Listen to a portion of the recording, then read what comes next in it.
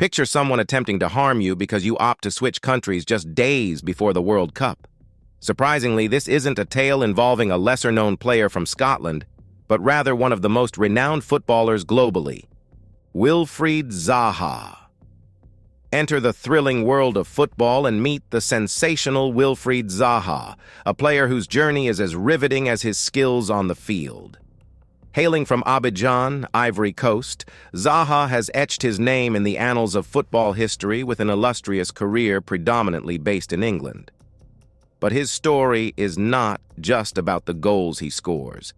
It's a tale of resilience, passion, and a daring choice that sent shockwaves through the footballing world.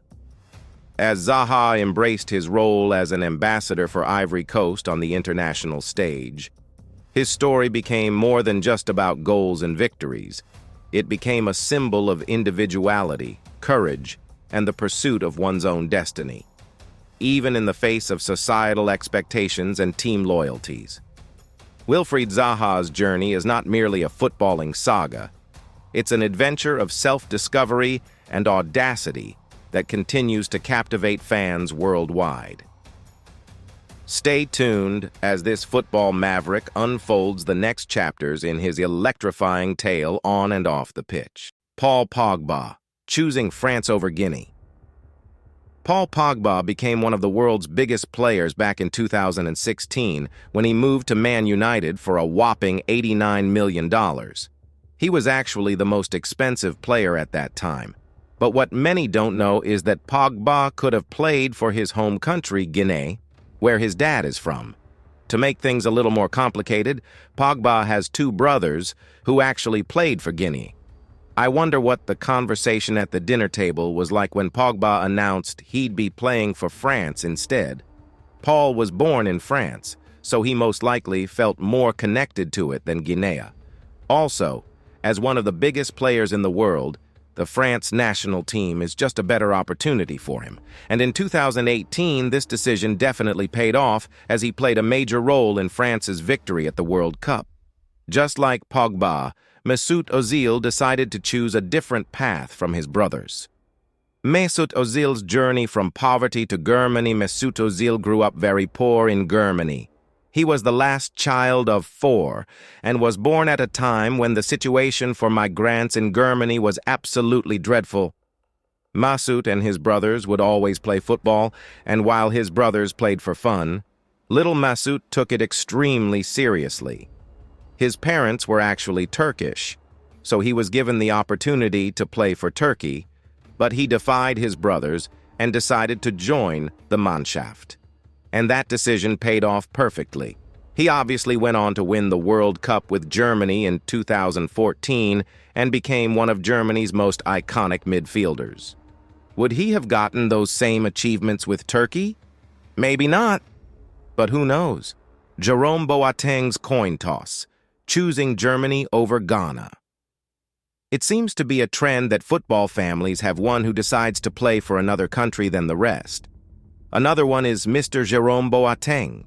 Boateng is one of the most successful center-backs in the world. He has won it all: the World Cup, the Champions League, and no less than 9 Bundesliga titles. But Jerome could have played for Ghana just like his half-brother, Kevin Prince Boateng. You won't believe how the brothers made up their minds on which country they'd play for. It's just silly. They tossed a coin, and the results of the coin toss would determine what country they would eventually play for. I must say I'm not so sure about the source of this story, but it's definitely the most interesting one, so I'm sticking with it. Boateng, just like Ozil, won the World Cup in 2014. It's a shame all these world-class players end up playing for these countries that are already on the big stage. I think Ghana would have benefited greatly from Jerome Boateng's defensive skills. And Ghana definitely isn't the only African country to lose a great player because of this. Nigeria lost one of the greatest center-backs in the world, David Alaba, when he decided to play for Austria instead. David Alaba. From Nigerian royalty to Austrian captaincy. I think most of you know, David Alaba is Nigerian, but if you didn't, try saying the name David Olatukunbo Alaba. Should roll off your tongue quite easily. Not only is Alaba Nigerian, but his father is also a Nigerian prince. Hold up. Not that kind of Nigerian prince. Real Nigerian princes don't need your money. George Alaba is a real Nigerian prince who moved to Vienna to study economics. He was also a musician who was at the top of the Austrian music charts a couple of times. He met and married Gina Alaba, who is from the Philippines, and they gave birth to little David Alaba. This means he also had the choice to play for the Philippines. But Alaba chose to play for the country where he was born, and he's now captain of the Austrian national team. David Alaba's dad paved the way for him to play for Austria. Raheem Sterling's dad tried to do the same, but unfortunately passed away before he could. Raheem Sterling. From Jamaica to England. Many people don't know this, but Raheem Sterling was actually born in Jamaica. He lived his earliest years over there till the age of 5 when his mom moved him out of Jamaica to London because of an unfortunate tragedy that shook the Sterling family. When Raheem was only 2 years old, he lost his dad to gang violence. What a tragedy, man. His mom didn't want little Raheem to end up like his father, so they flew overseas in hopes of finding a better life. England is where Sterling honed his football talent. He became a worldwide superstar and chose to play for the English national team instead of Jamaica, as he never really felt a connection with the country. But we do know where he gets his blistering speed from. Kylian Mbappe, a French star, born with international options. Another lightning-fast player who decided to choose a European country instead of his native one is none other than Mr. Kylian Mbappe. Mbappe is undoubtedly the biggest French player right now. Well, maybe with Benzema, but he wasn't very present in international football these last few years. Mbappe, on the other hand, helped France to win the 2018 World Cup and even broke a record that was once held by the legend Pelé himself. But it would probably shock you to know that Kylian could have been playing for Cameroon instead. I'm sure Samuel Eto'o would have loved another lethal striker just like him playing for the country. Kylian Mbappe's father is from Cameroon and his mother is from Algeria. So he could have been on the Algerian national team as well, to be fair. But he decided to play for France instead.